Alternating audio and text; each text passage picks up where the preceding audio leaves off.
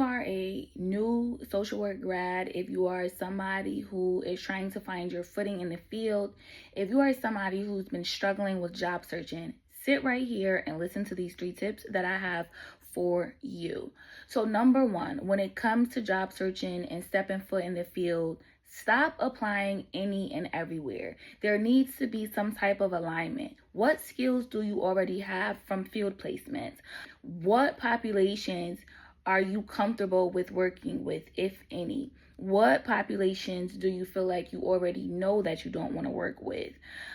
Do you want to do direct practice or do you want to do macro social work? These are questions that you really want to ask yourself. For an example, I worked with the elderly early on in my social work career when I was an intern before I even went to college. I love the elderly, but I don't want to do hospice social work, or I don't want to do social work that involves the elderly. It doesn't mean that I don't like them or I don't care about them. I just don't feel in alignment with working with that population, and I just don't feel like that's my strongest part when it comes to working with populations. Number 2, your resume should tell a story. Jobs, employers, HR, they don't want to see you just blindly listing positions and field placements. They want you to tell a story. What impact did you provide? What skills did you utilize? If you want a strong resume, include numbers. If you worked for a community agency that helped people with homelessness and connecting them to housing, how many people did you help over the course of 2 years while you were there? You want to put that number on your resume because it is very specific and it tells the story.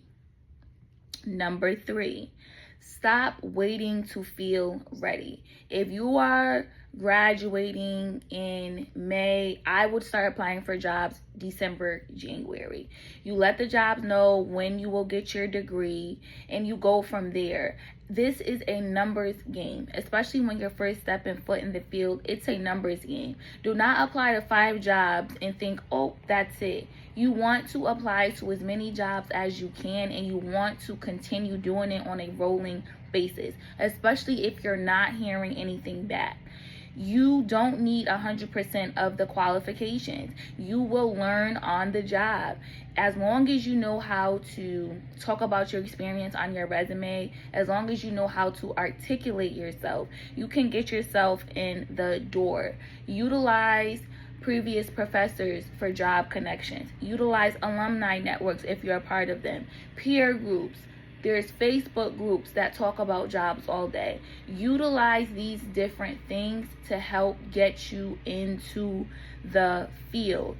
Reminder, job searching is data. It is not a reflection of your worth. You can be denied a job because it's just not the right timing. You denied a job because maybe they're just not really hiring at this moment. It doesn't mean that you are not qualified, or it doesn't mean that you don't have enough confidence to be in the field, or you don't have enough skill set, okay?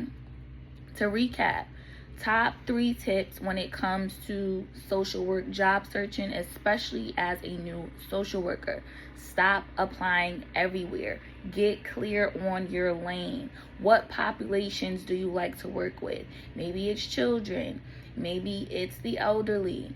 Maybe it's school, it's a school setting. Maybe you like to work in a prison. It's totally up to you. We know the opportunities are endless when it comes to social work. Do you want to do direct practice or macro? Do you want to work one-to-one with clients, or do you want to do more community work, more research work, what have you? Number 2, your resume should tell a story. Do not just write worked at community-based agency for 2 years, help clients get connected to housing. That is a horrible statement, and that is not what employers want to see. They want to see something along the lines of worked at a community-based agency for 2 years, helped over 100 plus clients get connected to housing resources, etc., etc. You want to be clear. Number 3, stop waiting to feel ready. Apply strategically. Find jobs that align with you, align with the skill set you already have, and get your foot on the gas and go. Apply, apply, apply. This is a numbers game, especially when you're just coming in the field. It is a numbers game. Apply, apply, apply, apply. If you apply to 20 jobs over the course of 2 to 3 weeks, you're not going to sit and tell me you're not going to get at least one call back. Maybe 2 minimum, okay? But you have to apply. A lot of you are applying to 1, 2, 3 jobs, and then you're sitting down for the next month or so, and you're saying, oh, nobody's hiring. No, you have to keep applying. This is a numbers game. Thousands, hundreds of thousands of people are looking for jobs. You have to keep applying. Maybe you need to look at your resume. Maybe your resume needs to be tweaked. That could be something too. But all in all, I just want you to know that it's not always your fault why you're not getting a call back. We also have to be mindful of AI. Humans are not even 9 times out of 10 reading your resumes anymore, which is why your resume really does need to be strong.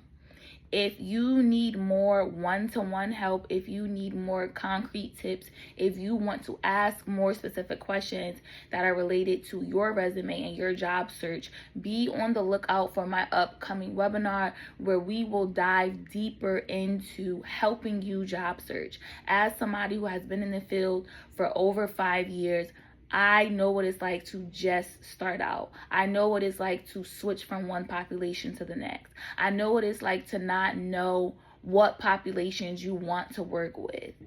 It's possible to switch around in this field. It is possible to start at one end of the spectrum and now you're at the other.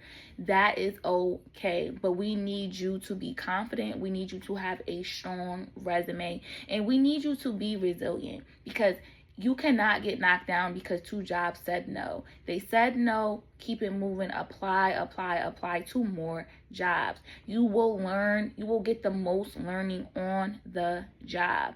I am always here as your social work big sister, also known as that social worker entrepreneur. Stay tuned for the upcoming details on my webinar where we will dive deeper into helping you job search and get started in the field.